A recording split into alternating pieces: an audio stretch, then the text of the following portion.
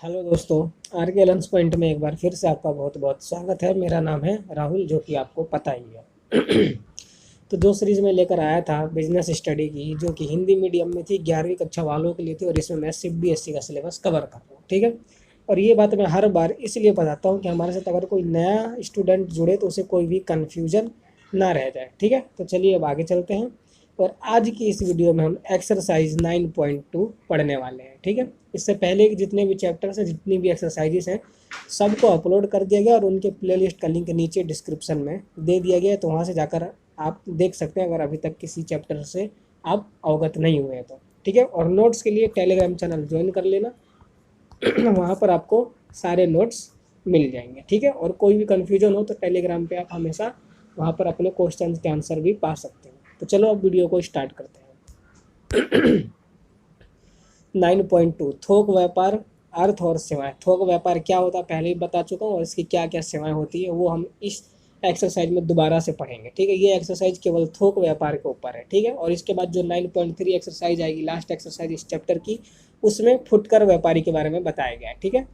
तो इसमें हम फिलहाल थोक व्यापारी के ऊपर चलते हैं। इसका अभिप्राय ऐसे व्यापार से है जिसके अंतर्गत वस्तुओं तथा सेवाओं को बड़ी मात्रा में उत्पादकों से क्रय करके फुटकर व्यापारियों को थोड़ी थोड़ी मात्रा में बेचा जाता है। थोक व्यापार क्या होता है? थोक व्यापार का मतलब बड़ी मात्रा में सेवाओं वस्तुओं को खरीदना और फुटकर व्यापारियों को थोड़ी थोड़ी मात्रा में उनकी आवश्यकता के अनुसार बेचना क्या कहलाता है? थोक व्यापार कहलाता है। क्या है इसकी विशेषताएं? थोक व्यापारी वस्तुओं को बड़ी मात्रा में खरीदता है, ये नहीं थोड़ा थोड़ा 10-10 20-20 किलो खरीद रहा है। जो थोक व्यापारी होता है बड़ी मात्रा में खरीदता है, ठीक। वह कुछ विशेष वस्तुओं में व्यापार करता है। जो थोक व्यापारी होता है वो एक दो वस्तुओं का ही व्यापार करता है, ये नहीं कि बहुत सारी चीज़ें का व्यापार करता है। जैसे कि फुटकर व्यापारी करते हैं, अनेक वस्तुओं का व्यापार वो कर सकते हैं। लेकिन जो थोक व्यापारी होता है वो केवल कुछ ही चीज़ों का व्यापार करता है, जैसे गेहूँ चावल हो गया, ठीक है। कुछ चीज़ों का ही। क्यों? क्योंकि उसको जो वो क्रय करता है वो बड़ी मात्रा में क्रय करता है, इसलिए वो कुछ ही वस्तुओं में व्यापार करता है। अगला, वह वस्तुओं को फुटकर व्यापारियों को बेचता है। फिर जो वो वस्तुएं खरीद लेता है बड़ी मात्रा में, फिर वो फुटकर व्यापारियों को थोड़ी थोड़ी मात्रा में उनकी आवश्यकता अनुसार उनको उपलब्ध कराता रहता है, ठीक है। वह नगद व उधार दोनों बिक्री करता है। जो थोक व्यापारी होता है वो उत्पादकों से नगद क्रय करता है, उनको कैश दे के तुरंत उनसे खरीदता है। उनको नगद विक्रय क्यों क्रय करता है उनसे? क्योंकि जो उत्पादक होते हैं उनको क्या होती है, उनको पैसे की ज़रूरत होती है उत्पादन करने के लिए। तो अगर थोक व्यापारी उनसे नगद नहीं खरीदेगा तो उनके पास कैश नहीं जाएगा, तो फिर वो उत्पादन नहीं कर पाएंगे। इसलिए जो थोक व्यापारी होता है वो उत्पादकों से क्या करता है? कैश क्रय करता है, नगद क्रय करता है। और फिर जो फुटकर व्यापारी होते हैं, फुटकर व्यापारी, उनको थोक व्यापारी उधार बिक्री करता है। उधार बिक्री करता है जिससे कि जो फुटकर व्यापारी होते हैं उनके ऊपर कोई भी दबाव नहीं आता कि अभी उन्हें पैसे देने हैं, ठीक है। जब वो माल बेच देते हैं तो फिर वो थोक व्यापारी को उसका पैसा लौटा देते हैं। तो जो थोक व्यापारी होता है वो नगद भी बेचता है और उधार भी बेचता है, ठीक है। दोनों ही करता है, नगद और उधार दोनों क्रय विक्रय करता है, ठीक। अब आगे बढ़ते हैं। ये हमने क्या देखी? विशेषताएं देखी। अब आगे चलते हैं। थोक व्यापारी की सेवाएं अथवा उपयोगिता। क्या सेवाएं देता है थोक व्यापारी और क्या इसकी उपयोगिता है? थोक व्यापारी की सेवाओं को 3 भागों में बांटा गया है। पहला, उत्पादकों अथवा निर्माताओं के प्रति। जो थोक व्यापारी की सेवा है वो उत्पादक और निर्माता, जो प्रोड्यूसर्स होते हैं, मतलब कि जो उत्पादक होते हैं, जो वस्तुओं और सेवाओं का निर्माण करते हैं, उनके लिए थोक व्यापारी क्या करता है, क्या उसकी सेवाएं हैं? सबसे पहला, मांग की सूचना देना।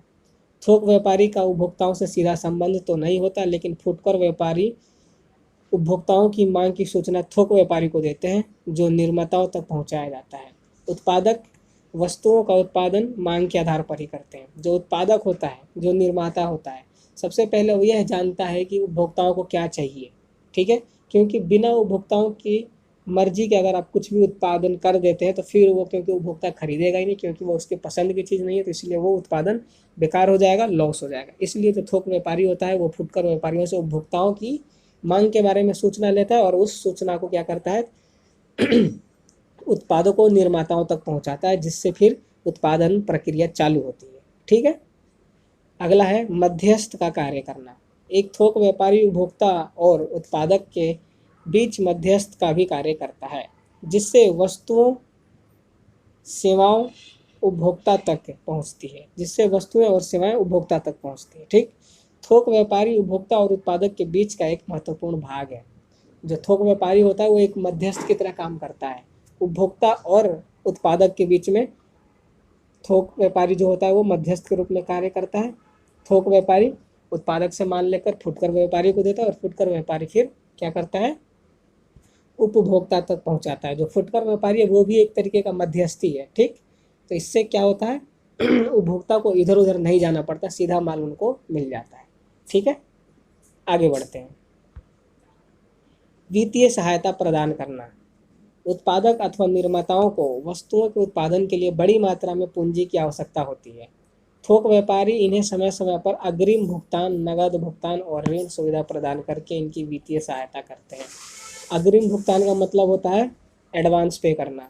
ठीक है, नगद भुगतान मतलब कि जो भी खरीदा पेमेंट तुरंत ही कर देना। और इसके साथ ही जो थोक व्यापारी होते हैं वो इनको कभी कभार ऋण भी देते हैं, जिससे कि क्या होती है, उत्पादक और निर्माताओं की वित्तीय सहायता भी होती है। अगला, विज्ञापन में सहायता करना। थोक व्यापारी उत्पादकों की विज्ञापन में भी सहायता करते हैं। उत्पादक के वस्तुओं के बारे में थोक व्यापारी विज्ञापन करते हैं, जिसका लाभ थोक व्यापारी के साथ साथ उत्पादकों को भी मिलता है। जो थोक व्यापारी होता है वो विज्ञापन करता है। ठीक है, जब थोक व्यापारी विज्ञापन करता है तो उत्पादकों को फिर विज्ञापन नहीं करना पड़ता, क्योंकि थोक व्यापारी जिस वस्तु का कर रहा है विज्ञापन, उत्पादक उन्हीं वस्तुओं का उत्पादन करते हैं। तो इस वजह से उत्पादकों को विज्ञापन नहीं करना पड़ता। जो थोक व्यापारी करता है उसी विज्ञापन का लाभ उत्पादकों तक पहुंचता है। ठीक, अगला है संग्रहण की सुविधा प्रदान करना। थोक व्यापारी वस्तुओं को अधिक मात्रा में खरीदकर अपने गोदामों में रख लेता है। इस प्रकार उत्पादक को स्टॉक में अधिक पूंजी फंसानी नहीं पड़ती और न ही अधिक गोदामों की जरूरत पड़ती है। जो थोक व्यापारी है क्या करता है, बहुत अधिक मात्रा में खरीद लेता है माल और वो अपने गोदामों में रख लेता है, उनका संग्रहण कर लेता है, जिससे जो उत्पादक होते हैं उनको माल को स्टॉक करके रखने की ज़रूरत नहीं पड़ती और ना ही उनको ऐसे कामों के लिए गोदामों की ज़रूरत पड़ती है। इसलिए जो उत्पादक होते हैं वो थोक व्यापारी के अनुसार ही उत्पादन करते हैं। थोक व्यापारी जितना उत्पादन करने को बोलेगा उत्पादक उतना ही उत्पादन करेगा।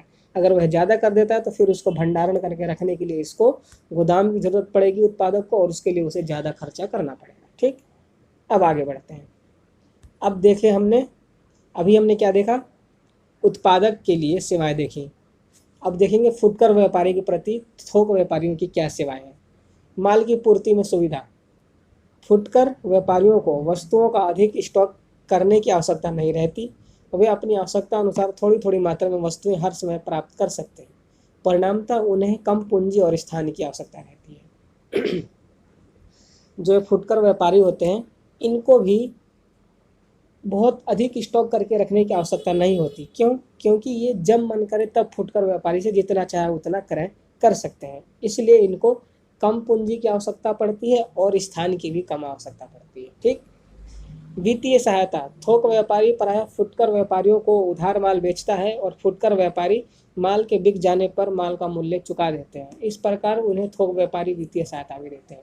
जो थोक व्यापारी होता है वो फुटकर व्यापारियों को माल क्या बेचता है, उधार बेचता है, जिससे कि मतलब कि जो फुटकर व्यापारी है उसके ऊपर कोई भी प्रेशर नहीं आता, कोई भी दबाव नहीं आता कि हमें जो थोक व्यापारी का है उसका हमें पेमेंट करना ही है। जब उसका माल बिक जाता है तो वो आराम से पेमेंट कर देता है। तो इस तरीके से जो फुटकर व्यापारी होते हैं उनको वित्तीय सहायता मिलती है थोक व्यापारियों की तरफ से। ठीक, अगला उचित मूल्य। मांग और पूर्ति के संतुलन द्वारा मूल्यों में स्थिरता बनाई जाती है। मांग और पूर्ति में अगर संतुलन है तो मूल्य के जो प्राइस है, जो प्रोडक्ट के प्राइस हैं वो स्थिर बने रहते हैं। यह कार्य थोक व्यापारी ही कर सकता है। इस प्रकार थोक व्यापारी विभिन्न समय पर उचित मूल्य पर वस्तुएं उपलब्ध कराता है। अगर मार्केट में मांग और पूर्ति संतुलन में है तो वस्तुओं की कीमत निरंतर बढ़ती और घटती नहीं है, एक स्थान पर स्थिर रहती है। ठीक, लेकिन जब मांग और पूर्ति में संतुलन नहीं बनता, अगर मांग बढ़ जाए और पूर्ति कम हो जाए तो क्या होता है कि वस्तुओं के मूल्य बढ़ने लगते हैं। ठीक है, और अगर पूर्ति ज़्यादा हो जाए और मांग कम हो जाए तो फिर प्राइस घटने लगती है। ये हम अर्थशास्त्र में पढ़ते हैं। ठीक है, अगर आपको अर्थशास्त्र पढ़ना है तो कमेंट कर सकते हो, मैं अर्थशास्त्र भी पढ़ा सकता हूँ। ठीक है, तो जो क्या है, थोक व्यापारी जो करता है वो मांग और पूर्ति को संतुलन में रखता है। क्यों? क्योंकि वो बड़ी मात्रा में स्टॉक करके अपने पास रखता है। जैसे ही मांग में ज़्यादा वृद्धि होती है तो वो क्या करता है, कम कर लेता है, सप्लाई कम कर देता है, जिससे कि मांग की उसमें कमी आ जाती है, और जो पूर्ति है वो उसको संतुलन में रखता है। अगर जैसे मार्केट में किसी भी मांग में ज़्यादा बढ़ रही है, अगर किसी वस्तु की मांग बढ़ रही है तो उसकी प्राइस में कमी आएगी आएगी। तो जो थोक व्यापारी होता है वो क्या करता है, उसकी सप्लाई को रोक लेता है, जिससे कि मांग घट जाती है। अब मांग घट गई तो क्या होगा, उसकी जो प्राइस है वो भी संतुलन में आ जाएगी, क्योंकि मांग और पूर्ति दोनों बराबर हो जाएंगे। ठीक है, तो जो थोक व्यापारी होता है वो मांग और पूर्ति दोनों को संतुलन में बनाए रखता है। ठीक है, आगे बढ़ते हैं। विज्ञापन का लाभ, जैसे विज्ञापन करता है थोक व्यापारी जिससे कि उत्पादकों को भी लाभ होता है, ठीक उसी प्रकार फुटकर व्यापारियों को भी लाभ होता है। कैसे? थोक व्यापारी अधिक साधन संपन्न होने के कारण बड़े पैमाने पर विज्ञापन करते हैं। इस प्रकार बाजार में वस्तुओं की मांग बढ़ने लगती है, जिसका लाभ फुटकर व्यापारी को बिना किसी अतिरिक्त प्रयत्न के ही मिल जाता है। मतलब जब थोक व्यापारी विज्ञापन कर रहा है तो उसी के विज्ञापन का लाभ उठाते हैं फुटकर व्यापारी और उत्पादक भी। ठीक है, इन दोनों को फिर अतिरिक्त विज्ञापन करने की आवश्यकता नहीं होती। अगला है नए उत्पादों की सूचना। उत्पादक समय समय पर अनेक नई वस्तुओं का उत्पादन करते हैं, जिनकी सूचना सर्वप्रथम थोक व्यापारी को ही मिलती है। वह इस सूचना को फुटकर व्यापारियों तक पहुंचाता है। परिणाम स्वरूप फुटकर व्यापारी की विभिन्न वस्तुओं की जानकारी में वृद्धि होती है। जो उत्पादक होता है वो नए नए प्रोडक्टों का क्या करता है, उत्पादन करता है, जिसकी सबसे पहले सूचना थोक व्यापारी को मिलती है। थोक व्यापारी फुटकर व्यापारियों को देता है, जिससे कि फुटकर व्यापारियों की क्या होती है, जानकारी में वृद्धि होती है, बढ़ती है। अगला है पैकिंग सुविधा। थोक व्यापारी वस्तुओं को खरीदने के बाद उनका श्रेणीयन पैकिंग का कार्य करता है, अतः फुटकर व्यापारी वस्तुओं को छांटने, डिब्बों में भरने अथवा उनकी पैकिंग से बच जाता है। अब जब थोक व्यापारी बहुत ज़्यादा मात्रा में वस्तुओं को खरीद लेता है तो जो उत्पादक होता है वो वस्तुओं को पैक करके या उनको श्रेणीयन करके क्लास वाइज कैटेगरी वाइज नहीं बेचता है। जो थोक व्यापारी होता है वो सीधा ही बड़ी मात्रा में वस्तुओं को खरीद लेता है और उसके बाद फिर उनका क्या करता है, श्रेणीयन करता है, मतलब कि उनको अलग अलग कैटेगरी में उसको डिवाइड करता है और फिर उनका पैकेजिंग करता है। और जब ये पैकेजिंग ये कर देता है तो फिर फुटकर व्यापारियों को कुछ करने की जरूरत ही नहीं होती, सीधा खरीदते हैं और बेचते हैं। तो जो फुटकर व्यापारी होते हैं वो पैकिंग की सुविधा उनको इस प्रकार से थोक व्यापारी देते हैं। तो ये हमने फुटकर व्यापारी के प्रति हमने थोक व्यापारी की सेवाएं देख ली। अब देखेंगे हम समाज के प्रति फुटकर थोक व्यापारी की क्या सेवाएं हैं। सबसे पहला, बाजार के उतार चढ़ाव पर नियंत्रण। थोक व्यापारी समय समय पर वस्तुओं का संग्रह करके बाजार में भारी उतार चढ़ाव पर नियंत्रण करता है। परिणाम स्वरूप वस्तुओं के मूल्य नियंत्रित रहते हैं, जिसका सीधा लाभ उपभोक्ताओं तक पहुंचता है। जो पीछे मैंने बताया अभी, मांग और पूर्ति दोनों को नियंत्रित करके रखता है, वो थोक व्यापार करके रखता है, जिससे कि उपभोक्ताओं को भी लाभ होता है कि वस्तुओं के जो रेट होते हैं वो बढ़ते नहीं हैं, नियंत्रित रहते हैं, घटे रहते हैं, कम रहते हैं। ठीक। अगला, माल की सुगम उपलब्धि, मतलब कि माल को आसानी से उपलब्ध करवाता है। थोक व्यापारी की उपस्थिति से फुटकर व्यापारी उपभोक्ताओं की रुचि के अनुसार किसी भी समय वस्तुओं को शीघ्रता से मंगवा सकता है। परिणाम स्वरूप उपभोक्ताओं के लिए हर समय सभी वस्तुएं उपलब्ध रहती हैं। मतलब कि उपभोक्ताओं को जो भी वस्तु चाहिए फुटकर व्यापारी वो थोक व्यापारियों से तुरंत उसी समय में मंगा सकता है, जिससे क्या होता है कि उपभोक्ता की इच्छा अनुसार सभी प्रोडक्ट्स अवेलेबल होते हैं किसी भी समय। ठीक। अगला, चयन की सुविधा। थोक व्यापारी निर्माताओं से वस्तुओं को एक स्थान पर एकत्रित करता है, जिससे फुटकर व्यापारियों एवं उपभोक्ताओं को वस्तुओं का चयन करने में बहुत सुविधा होती है।